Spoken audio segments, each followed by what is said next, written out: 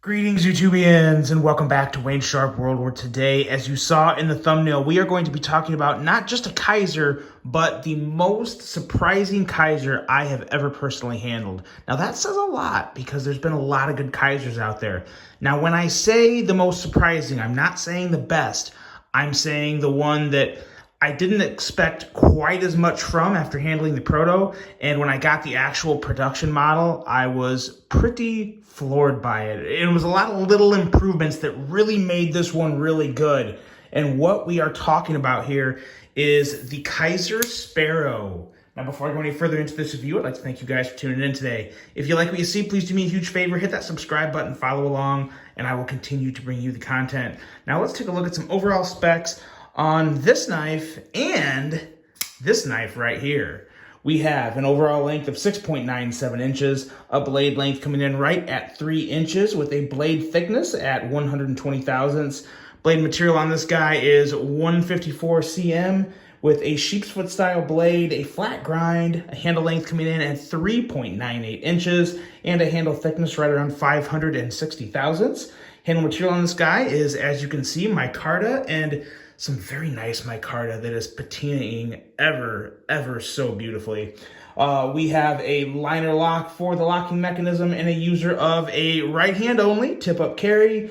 Weight coming in at 3.5 ounces, and this is designed by Mr. Vince Rizzo of this company right here, Blackbird Blades. Guys, if you like this knife, look up Vince, find his Instagram, and take a look at the sweet customs this guy is whipping up. He is a very impressive knife maker, and he makes some incredible fixed blades. A lot of them that are really good on the EDCable size, smaller in size. And if I remember right, this is actually one of his fixed blades that got turned into a folder. So pretty cool story and just a really good dude. Price on this is coming in at $79. So for $79, you're getting that Kizer quality, and you're also getting that really cool design from a fellow American that has actually served his country. So very good dude, very good design, and the story behind the knife is just as good as the knife. Now let's take a look at some size comparisons, and for that we'll take this one out and put this one here just to have one. One is enough for the size references here, and let's keep this a Kizer party today. Let's take a look at some other Kizers that measure up rather well. One of my favorites, the Kizer Gemini, as well as, let's see, another one that is very similar but also very awesome, the Kizer T1. As you can see, it's a little shorter than really both of them. It's slightly shorter than the T1 and significantly shorter, or slightly shorter than the Gemini and significantly shorter than the T1. And a couple more here that are really a little closer in terms of overall length. But this is really kind of a unique overall like silhouette outline of the knife. It's very different in those regards. This is the Kizer Mini Roach, and last but certainly not least, the amazing Kizer Original. This is the original, not the XL. So slightly on the smaller side. Probably the best comparison I have is the Kizer Original, and y'all know how awesome that is. So yeah, biggest difference is obviously the locking mechanism when we are talking about a button lock as compared to this liner lock here.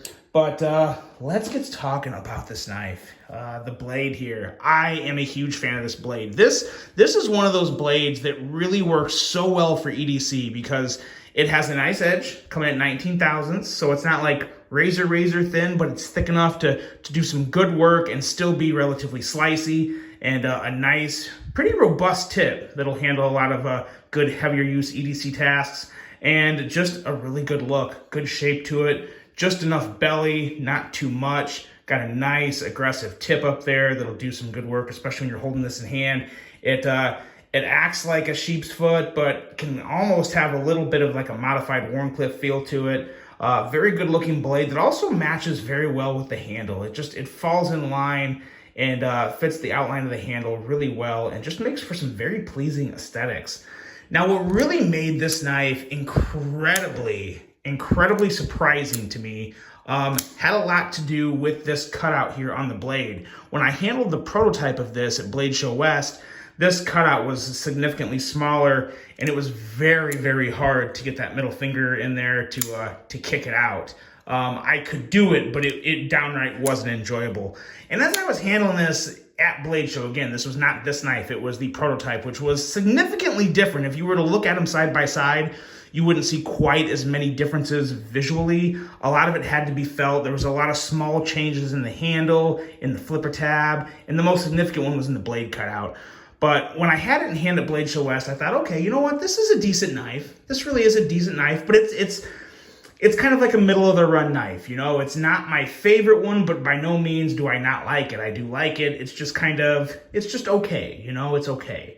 And so when I got the production model, I was like, okay, cool, the Sparrow, let's see, you know, I heard they were gonna make some changes. Let's see what they did. And man, oh man, getting this in hand, excellent full 4-finger grip. The contouring on the micarta is great.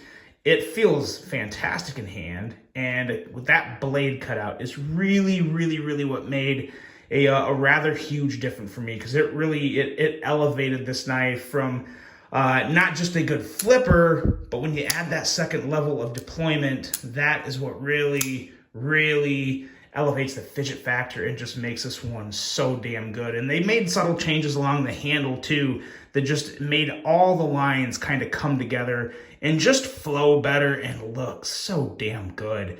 I don't think they had this clip on either. I think they had a different pocket clip. I do feel like this clip might be a hair too big for the knife, but you know what? It doesn't feel too big and it works well in the pocket. So I guess I don't know what I have to actually complain about, so I won't complain about it. But another thing that I really do like, and I say this sometimes for different makers, I really like Vince's Maker's Mark here, the Blackbird blades. I actually have one of his t-shirts. It's pretty sweet. It's just, you know, it's very kind of rugged, clean cut, to the point. It's very much Vince, and just a nice little symbol there, and the printout and everything on the blade looks great, and I really don't mind it there. It just looks good. Sometimes you see a logo and you just like the way the logo looks so much, you're like, you know what, I'm okay with that being there, and I'm okay with that being there. I like that they moved Sparrow back down here. That's really cool. I could go without that again, I'm just saying. But I always like to see the model name on the blade, and of course the blade steel and the Kizer logo kind of just there, but you know, it's not too bad. The blade itself is very nice, and the handle is just, this micarta, I don't know if I just like, you know, it's starting to become summer, so I think my hands are maybe sweating a little more, and I don't know if maybe the sweat in my hand is helping patina these scales more, but the patina of this green micarta is so good. Because as it patinas, the green comes out, but then other areas kind of go a little black on it. So you get a real nice pop of the green and the black, and it's just made me want to keep this in the pocket. Not only because it's a great knife, but I just love watching the patina take a handle over. It really makes it look good, gives it kind of a nice vintage look. Really big fan of that. Got your lanyard hole here in the back for anyone that likes your lanyards. And this little bit of contouring they did here towards the bottom, that also feels very good in hand, and it fits my fingers very well to where it just really falls in my hand, feels good. You do feel the clip. I will say this is not a quiet clip. You do feel it in hand, but it's not a hot spot. Some people really prefer a very low profile clip. This is not a low profile clip, but like I said, it does work and it doesn't bother my hand. You just know it's there. Now, when you get to the action, that, again, you guys know the push button flipper, I talk about that a lot. This is such a good flipper. You know, if you're someone that just has to light switch, you can kind of light switch it, but it's one of those flippers, like, it is built. Let me bring the other one in here too, get this one some showtime, because this is pretty sweet too. This has been a lot more popular than I thought it was gonna be. I wasn't sure how well this was gonna come off to the rest of the knife scene, and I've seen a lot of people put these ones in their carts. So I'm really happy to see that, because that is really more of kind of like a signature thing you'll see on a lot of Vince's custom fixed blades, and it's really cool to see that translate over into the folder as well. But this one is no different. So smooth in the close. And this flipper here, so minimal, so sleek, so effective. It's a fantastic detent, fantastic, smooth action. Go to close it, just so good. Listen to that detent when it goes to close. So good. It's the typical Kizer detent. It's what you come to know. Certain knife companies have things that you just expect, and if you don't get it when you get one, you're kind of disappointed. It's been a long time since I have been disappointed from a Kizer detent. And when you combine it with a flipper tab that is designed like this, that just makes it so easy and so effortless to kick a blade out.